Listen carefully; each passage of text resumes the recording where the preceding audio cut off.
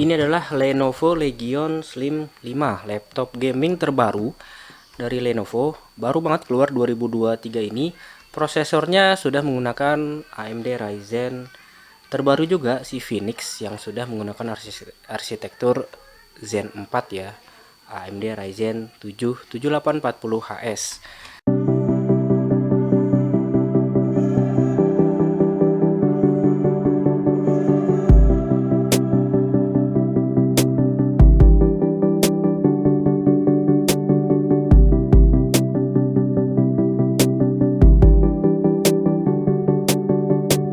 Ngomong-ngomong soal CPU, dari namanya kita tahu ini adalah Ryzen 7000 series. 7000 dan 40 series. Artinya apa? 7 artinya tahun keluarannya tahun 2023, 8 tipe CPU-nya, 4 adalah menggunakan arsitektur terbaru yang Zen 4 yang sudah 4 nanometer itu. Dan 0 artinya segmentasi, dan HS di belakang tandanya dia menggunakan TDP 35 watt plus, hanya satu tingkat di bawah HX yang 55 watt plus ya kan. Jadi dengan prosesor ini dia sudah memiliki 8 core dengan 16 thread, tapi tipis. Untuk digunakan laptop-laptop yang tipis itu masih bisa.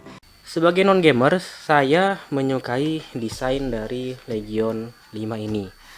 Warnanya abu-abu badai atau storm gray, Lenovo bilangnya, dan yang saya suka pertama adalah ini.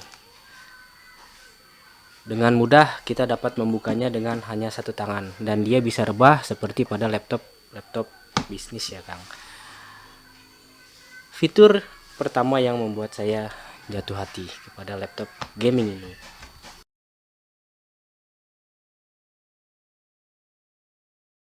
Bicara tentang berat dan material, laptop ini berat ya Kang, jadi sekitar 2,5 kiloan laptopnya saja. 2,3 kilo, tapi yang perlu diperhatikan lagi chargernya juga yang memang dia besar sekali ya, 230 watt, 3 kilo, dan kabel. Jadi total kalau akan membawa laptop ini menjadi 3,3 kilo. Luar biasa. Untuk di backpack ya akan terasa beratnya gitu kalau memang nanti sering membawa laptop. Materialnya sendiri ini aluminium ya Kang, bagian atas menjadi penting. Kenapa? Karena engselnya juga menjadi lebih baik dan lebih kuat, walaupun bagian bawahnya ini hanya plastik PC plus ABS ya, polikarbonat dan ABS, tapi saya rasa plastiknya pun tidak getas dan dia tebal ya, kuat gitu, bagus. Kang lihat ini ada kaki-kaki ya besar, ada tulisan Legionnya juga, dan ini heatsink yang juga sangat besar karena memang kipasnya 2 dan tebal ya. Nanti kita lihat bagian dalamnya. Dan ini adalah speaker yang sudah bekerja sama dengan Nahimic 3D Audio ya, jadi suaranya memang bagus. Dan tidak hanya di bagian belakang, tapi kalau akan lihat di bagian belakang sini juga, ini juga ada keluaran panas lagi ya Kang, ada 2, dan di samping juga sama, di samping-samping keluaran panas. Dan yang unik lagi ada di bagian atas. Jadi memang laptop ini sudah mendukung juga Lenovo Cold Front ya, Cold Front 5. Jadi performa tetap terjaga meski dihajar habis-habisan menggunakan gaming yang relatif tinggi.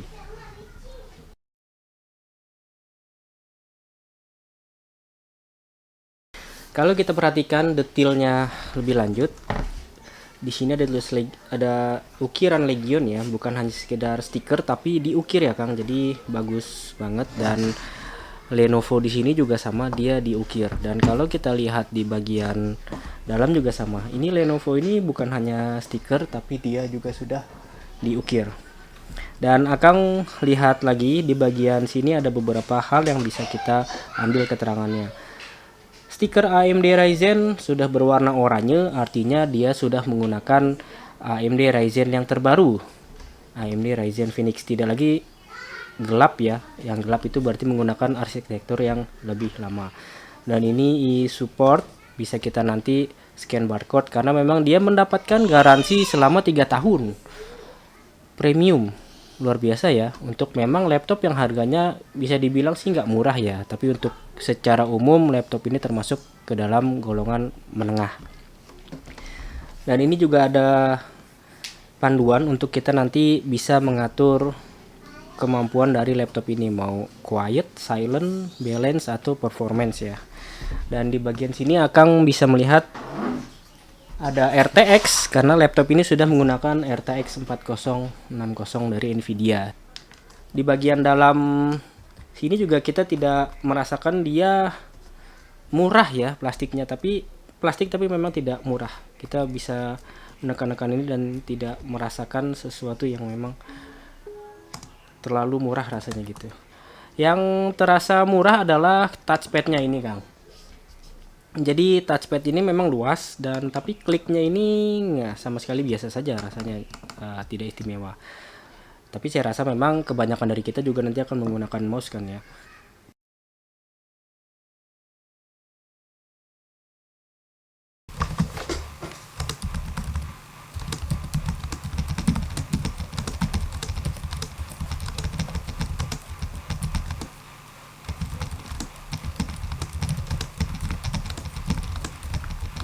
Dan akan sudah lihat ada yang menyala-nyala. Keyboardnya ini sudah RGB, 4 zona RGB. Jadi akan bisa mengaturnya nanti seperti ini. Dia bergelombang, warna-warni, atau dia statik tetap, atau warna juga statik, atau mati. Nanti bisa diatur di software ya. Bisa kita atur di sana. Tapi saya suka yang seperti ini saja. Dan keyboardnya ini 1,5 mili key travelnya, dan saya rasa nggak jelek ya, bagus malahan. Dan mengetik juga bisa enak, dan dia tidak ghosting ya, karena ada anti ghosting, jadi ketukannya itu dia pasti gitu Kang, jadi nggak bohong gitu ketukannya, dan rasanya masih enak.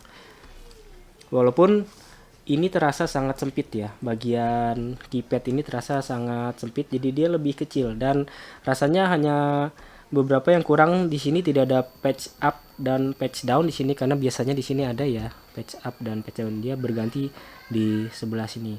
Dan indikator-indikator juga masih banyak, ada caps lock, ada FN lock, dan juga sayangnya tidak ada untuk mic ya. Jadi indikator mic kalau di mute itu tidak ada, padahal ini penting ya. Hanya ada seperti ini. Dan tombol-tombol shortcut lainnya, kalau akan perhatikan, kita bisa menekan tombol Fn plus Q. Ini artinya silent performanya, dan ini auto balance. Tidak bisa naik lagi, kenapa? Karena ini baterai. Tapi kalau kita colok charger, dia bisa naik ke performance ya. Jadi naik lagi.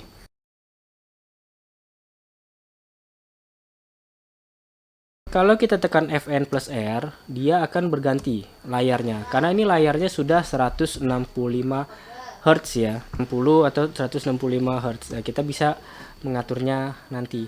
Dan berbicara tentang layarnya, ini adalah salah satu fitur yang saya juga suka. Layarnya ini luar biasa ya Kang. Jadi 16 inci, tapi 16 banding 10. Jadi akan lihat dia ini tinggi ya. Dan begitu banyak kebaikan dari layar ini ya. Dia sudah IPS, sRGB-nya 100%, dia matte tipenya, dan kecerahannya 300 nits.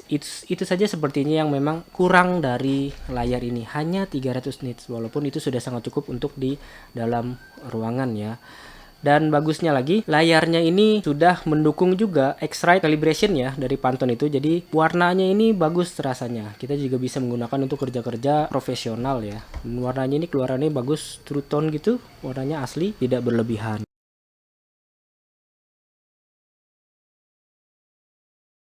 Yang saya suka lagi bagian belakang ini ya Kang. Jadi portnya itu hampir semua ada di belakang. Ada 2 USB 3,2.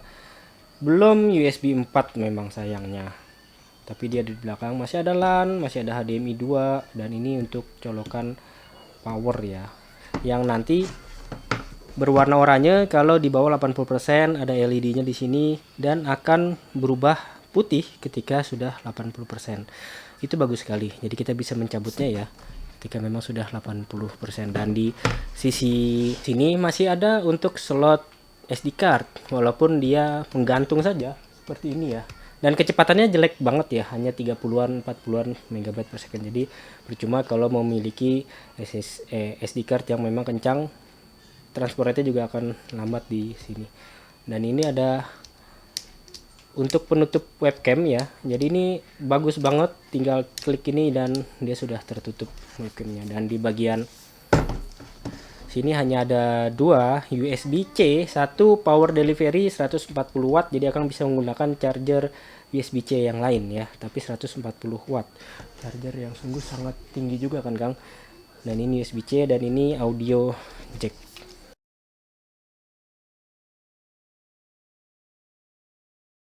Sekarang kita lihat bagian dalamnya. Untuk membukanya kita hanya memerlukan obeng Philips ini ya Kang, biasa saja, bautnya juga baut kembang saja. Ada 10, jadi memang kita harus menyiapkan wadah kalau memang akan rasa nanti akan sulit menemukan bautnya lagi, jadi sebaiknya memang di tempat wadah saja.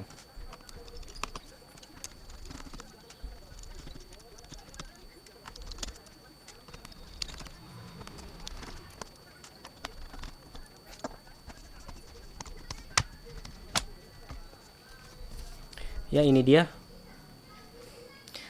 Ini yang tadi saya bilang, ini plastik tapi polikarbonat plus ABS, jadi tidak terasa getasnya ya Kang. Dia tebal juga dan akan lihat bunyinya juga mantap kan dia. Dan ini ada thermal pad ya, ada dua thermal pad di sini. Untuk apa? Karena memang laptop ini kita dapat memasangkan dua SSD ya Kang. Jadi ini SSD utamanya yang sudah bawaan 512 SK Hynix, sudah Gen 4, kencang sekali, dan akan bisa menambahkan satu lagi di bagian sini. 512 GB itu sangat kurang ya jadinya kalau untuk memang kita masukkan game-game banyak. Ini saja sudah tinggal tersisa sekitar 100 GB saja. Tapi akan bisa menambahnya lagi. Dan akan lihat bagian lain yang bisa kita upgrade adalah bagian sini. Ini adalah RAM yang juga tertutup oleh bracket ya, jadi membukanya akan pegang bagian sini lalu pelan-pelan akan angkat, dan akan lihat ada thermal pad lagi. Jadi RAM-nya pun ini sudah DDR5 5600 ya Kang. Ini 8GB 8GB. Jadi 16GB. Sayangnya sih 8GB 8GB ya. Coba 16GB dan 16GB jadi 32GB. Tapi itulah idenya, bahwa kita bisa mengupgrade-nya nanti sesuai dengan kebutuhan kita nanti. Dengan ini saja sudah rasanya sudah kencang sekali ya Kang. Dan ini baterai 80 Wh kecil ya kalau kita perhatikan perbandingan dengan motherboard dan kipasnya. Dan dengan baterai ini memang ngegame itu sejam aja sih kalau dengan baterai ya, sejam kurang bahkan kalau settingannya memang tinggi sekali. Tapi kalau kita biasa saja menggunakan normal saja reguler gitu, saya bisa sampai 3 sampai 4 jam rasanya masih mampu dengan baterai seperti ini. Dan akan lihat ini memang slim tapi kipasnya itu tebal ya Kang. Kipasnya tebal dan bagus. Saya senang sekali melihat model seperti ini. Ada dua kipas dengan heatsink yang memang besar-besar, dan inilah yang akan menjaga performa tetap prima ya. Dua kipas ini akan terus meraung gitu ketika dibutuhkan. Dan ini speaker dari Nahimic Audio yang suaranya cukup menggelegar kalau bisa saya bilang.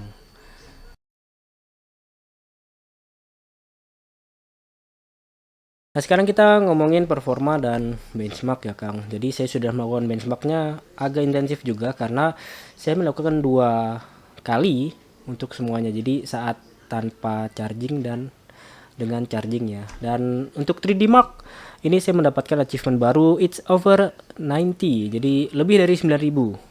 Fire Strike lebih dari 9000 dan Time Spy juga lebih dari 9000. Dan dari 3D Mark sendiri dia juga sudah menyatakan bahwa ini future proof. Juga Hydra ya, karena menggunakan lebih dari 8 core ya. Jadi memang ada perubahan atau ada perbedaan dari baterai dan charging, tapi pengalaman saya walaupun hanya menggunakan baterai itu sudah sangat bisa kita gunakan untuk main game. Sudah sangat bisa dengan settingan yang tertinggi. sudah sangat enak. Tapi memang baterai jadi cepat habis. Dan Akang menggunakan laptop ini selain gaming juga untuk kerja-kerja kreatif juga sudah sangat membantu ya, karena dia juga sudah bisa kita gunakan untuk rendering menggunakan DaVinci Resolve ataupun Blender 3D, juga hasilnya juga sudah sangat baik ya. Dia tinggi hasilnya di semua benchmark yang saya coba. Gabungan antara cooling kipasnya gitu dan dia bisa ya. Jadi CPU yang base-nya itu 3,8 dan turbonya 5 GHz itu bisa tercapai ya Kang. Dan kadang-kadang memang dia mencapai suhu itu bisa sampai 100 derajat itu bisa tercapai. Dan T-junction-nya memang dia 100 derajat ya. Jadi untuk performa benchmarking rasanya dia sudah sangat mumpuni. Future proofing mumpuni, dan akan membeli laptop ini memang harapannya itu kan. Dan dia mampu mengalahkan semua benchmark itu. Dan bagaimana dengan ketika kita menggunakan dia asli ya, ketika real kita gunakan untuk main game ya, saya coba main Valorant, main Genshin Impact juga. Setting tertinggi itu masih bisa kita dapat hanya dengan iGPU-nya dengan 780M itu bisa tercapai. Tapi lebih enak lagi memang dengan Nvidia-nya. Ketika kita mainkan game-game yang memang membutuhkan grafis-grafis yang lebih tinggi lagi. Dan saat itu nanti CPU-nya akan terus didinginkan oleh kipas yang dua tadi. Jadi akan kedengaran suaranya yang meraung-raung seperti itu. Tapi itu tidak jadi masalah, tidak menjadi soal. Karena memang begitulah laptop ini didesain.